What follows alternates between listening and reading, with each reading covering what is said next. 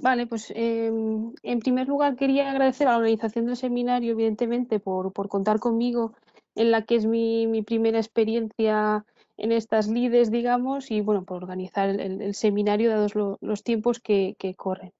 Mi comunicación de hoy, que como veis lleva por título Aprendizaje e Industria de la Seda en la Valencia de finales del siglo XVI, de alguna manera nace de mi trabajo final de máster que presenté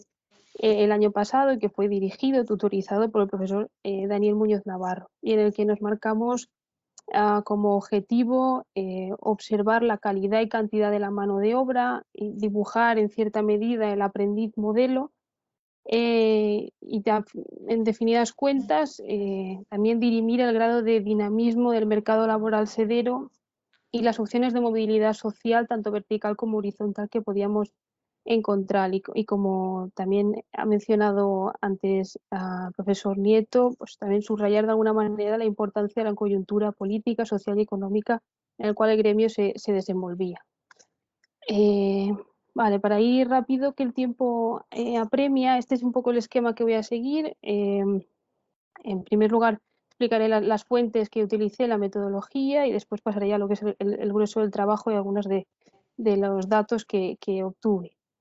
En cuanto a las fuentes, mi principal fuente fueron evidentemente los contratos de aprendizaje, en concreto el primer llibre d'Afermaments, es un volumen, un libro que recogía los contratos de aprendizaje desde el ejercicio 1570-71 hasta el de 1591-92, y en el que encontramos 1792 contratos o cartes d'Afermaments.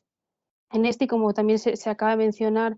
encontramos nombre y apellido del aprendiz, del maestro, la fecha en la cual se iniciaba el aprendizaje,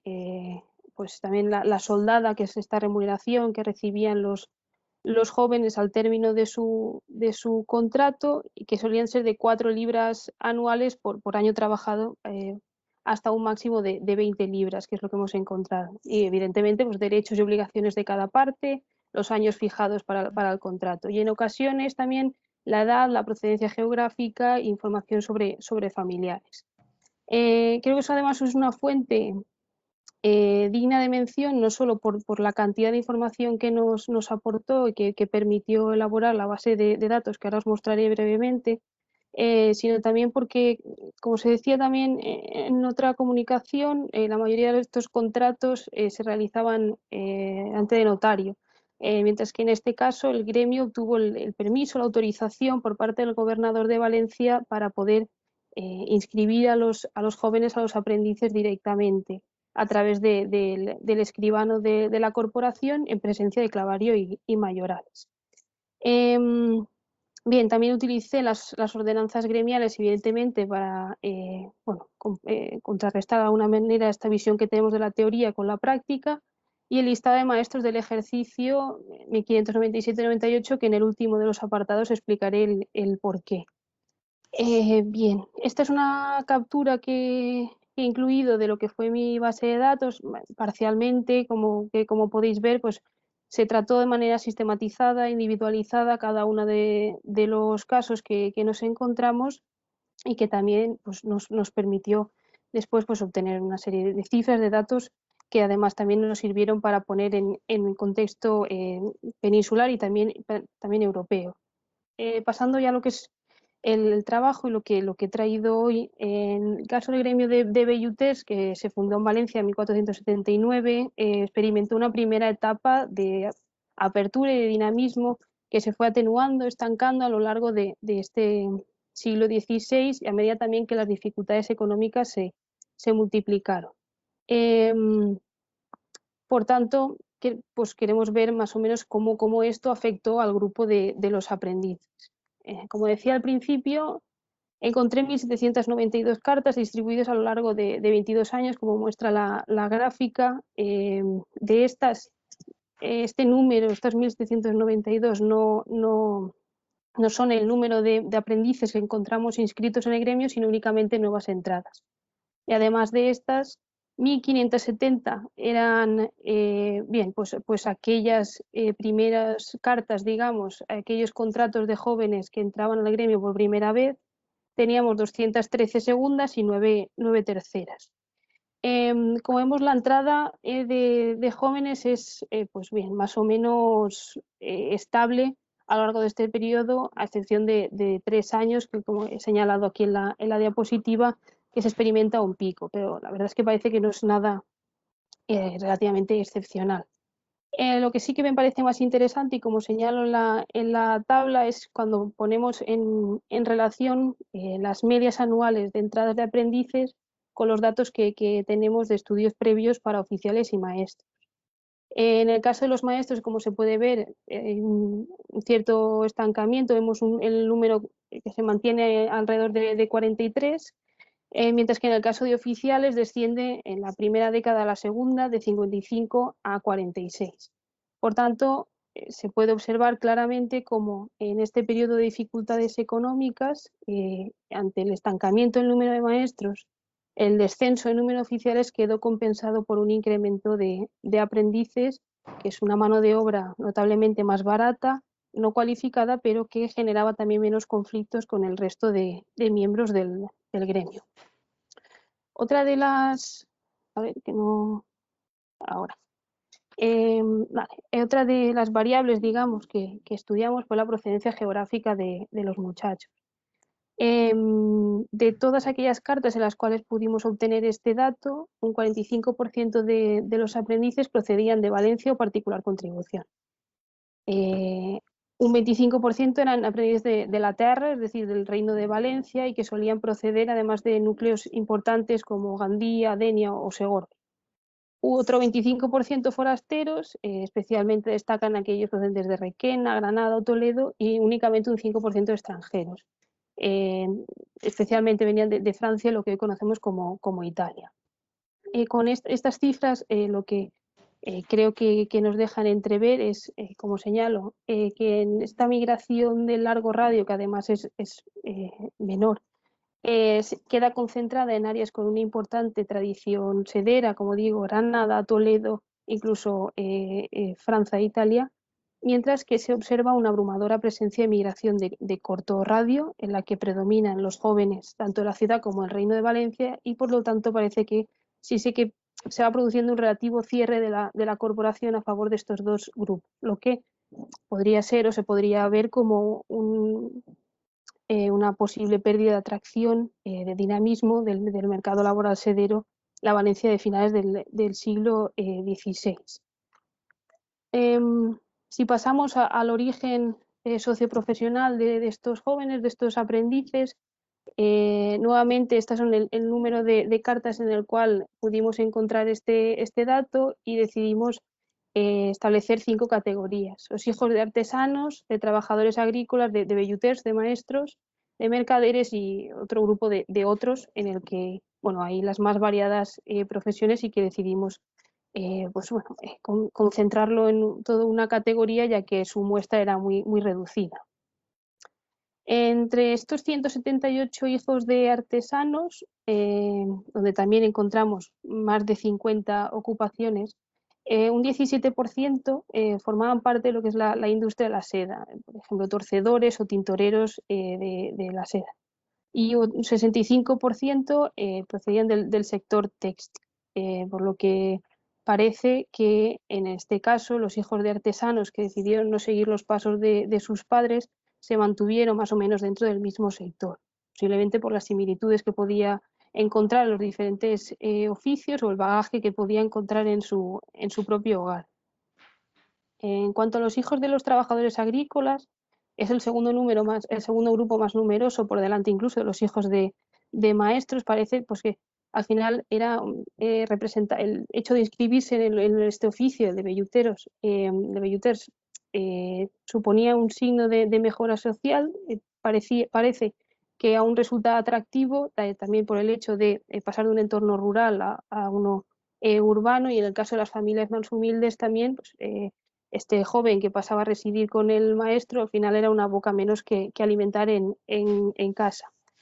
En cuanto a los hijos de mercaderes, y me reservo a hijos de maestros para el final, tan solo eran 18, pero bueno, sí que parece que algunos de ellos optaron por un futuro profesional que es teóricamente, bueno, más estable, el de una corporación, o al menos con menos riesgo que el de los mercaderes. Y por último, como comentaba, los hijos de maestros. 70. 70 son aquellos que nosotros hemos encontrado o que fueron de alguna manera, digamos, inscritos oficialmente en este llibre d'afirmaments. Si tenemos en cuenta las 1.792 cartas, pues corresponde a un 4% nada más del total. Si tenemos en cuenta en las cartas, los contratos en los cuales se nos aporta el dato sobre el origen socioprofesional de los aprendices, la cifra asciende al 17,3% de los casos. No obstante, es un porcentaje que aún queda muy lejos del 35% que fue calculado para las cartas de acceso a la maestría en esta misma cronología. Por lo tanto, es una disparidad que, como digo, también se podría especular sobre si algunos de los maestros no tenían un contrato, hijos de maestros no contaban con un contrato escrito. Pero creo que si tenemos en cuenta esta variable con la anterior de la movilidad o el origen geográfico, vemos como como vuelvo a repetir, en este periodo de dificultades económicas donde se estanca el número de maestros, hay una reducción en el número de oficiales. En el caso de los aprendices sí que es cierto que hay una mayor preferencia por aquellos jóvenes que proceden del reino de la ciudad de Valencia, pero no necesariamente han de tener lazos de sangre con otros maestros, con otros velluters. Y por último analizamos también las duraciones de los contratos y las edades de los aprendices. Ya en las primeras ordenanzas del gremio se establece una duración mínima de 5 años y haciendo una media global de los contratos que encontramos, obtuvimos como digo, una media de 4,94 años. Por lo tanto, parece que en ese sentido sí que se cumplía. Y además, como se puede observar en la tabla, pues, alrededor de un 60% de estos jóvenes tenían un contrato entre 5 o 6 años. En el caso de las edades, una edad media global era de 15 años, con lo que parece también está más o menos en la media de lo que podemos encontrar en otros casos, en otros gremios y puntos de la geografía, no solo peninsular, sino también europea, y vemos que entre los 13 y los 16 años se engloba el grueso de los aprendices. Además, son dos variables que también tienen relación, ya que evidentemente los contratos más largos estaban destinados a aquellos aprendices más jóvenes que tenían entre 8 y 12 años, mientras que los más cortos correspondían a aquellos que ya estaban llegando o incluso superando la veintena y que en ocasiones también ya habían servido en otra casa. En mi TFM el trabajo escrito evidentemente tenía más espacio para explayarme y puse en relación todas estas variables en diferentes cuadros, pero como decía, el tiempo apremia y he traído aquí únicamente unos pocos datos que quería compartir. Si ponemos en relación la duración de los contratos con el origen socioprofesional de estos aprendices, observamos como tanto hijos de maestros como mercaderes se sitúan o tienen un contrato que está sobre la media. En el caso de trabajadores agrícolas asciende un poco a 5,45 años, pero creo que aquello más interesante puede ser que la duración media de los contratos de los hijos de maestros desciende hasta 4 años, por lo tanto un año menos que la media, y ya podemos ver que no siendo el grupo mayoritario, pero sí tienen algunas facilidades a la hora de llevar a cabo su proceso de formación en esta corporación de oficio. Y en este último de los apartados que traigo, en el que trato un poco el futuros de los aprendices, ya que bueno, el mundo artesanal de la edad moderna sí que es verdad que ofrecía muchas y muy variadas opciones de futuro para los jóvenes. Sí que es cierto que tradicionalmente la historiografía pues pensaba que el objetivo único de los jóvenes era acceder al grado de maestría. No obstante, creo que estudios recientes ya han demostrado que ni mucho menos era el caso y que buena parte de ellos no aspiraban o no podían aspirar por diferentes razones al grado de maestro. Algunos abandonaban el oficio y otros tanto quedaban estancados como aprendices u oficiales. En este cuadro lo que traigo es un poco la evolución, como pongo ahí, de los contratos. Las dos primeras filas corresponden a estas primeras cartas que comentaba que eran 1570. Vemos que de estas alrededor de un 40% fueron canceladas. De las que fueron canceladas se retomaron únicamente un 28%, cancelándose otra vez de estas un 46%, más de un 46%, y únicamente se volvieron a retomar fueron estas terceras cartas en 9%, 9 de ellas además. Creo que este cuadro, o lo que yo creo que quiere decir es que a medida que se iban acumulando estas cancelaciones, que los aprendices necesitaban varios contratos para realizar su periodo de aprendizaje, les resultaba más difícil llegar a este objetivo de primero acabar de formarse y después, en un posible futuro, llegar a la oficialía o a la maestría. En cambio, aquellos que realizaban su periodo formativo con un único contrato, un único maestro, parece que les resultaba más, entre comillas, más sencillo este objetivo, sin ser evidentemente seguro para ninguno de ellos. Nuevamente, si relacionamos estas cancelaciones con la procedencia socioprofesional de los aprendices, encontramos que en el caso de hijos de artesanos, trabajadores agrícolas y mercaderes, la cancelación de sus cartas se encuentra más o menos en la media general, digamos, entre el 43 y el 50%. No obstante, en el caso de los hijos de maestros, los hijos de velluters, únicamente anulaban 3 de cada 10 cartas que se redactaban. Por lo tanto, vemos que no únicamente tenían algunas facilidades, sino que también anulaban en menor número sus contratos. Pasando al otro tipo de futuro, digamos, al éxito que podían encontrar estos jóvenes, aquí es donde entra en juego el listado de maestros del ejercicio 1597-98, que es una cifra que tampoco fue elegida al azar, sino que si, como comentaba, este llibre d'afirmaments que utilizamos acababa en 1592, se dejó un margen de 5 o 6 años para así poder encontrar teóricamente en este listado a nuestros aprendices, a todos aquellos que encontramos y que incluimos en la base de datos. Así, cruzando datos, encontramos 162 aprendices, lo cual corresponde a un 9% más o menos del total. No obstante, es una cifra que se calcula a la baja, ya que únicamente observamos un único listado de un año. Pero bueno, estaría, yo creo que el porcentaje de éxito alrededor de un 10%, que también, si tenemos en cuenta otros datos de otros estudios a nivel europeo, es más o menos lo que podemos encontrar. Y de estos, con seguridad, acabamos de identificar a 77 jóvenes, de los cuales 52 eran aprendices de la Terra, del Reino de Valencia, como comentaba, 13 forasteros y 12 hijos de maestros. Por lo tanto, y ya con esto voy acabando, seguro se me acaba el tiempo y ya paso a las conclusiones, vemos que pese a las mayores facilidades que se pueden encontrar algunos hijos de maestros y este cierre que encontramos también, al menos geográfico,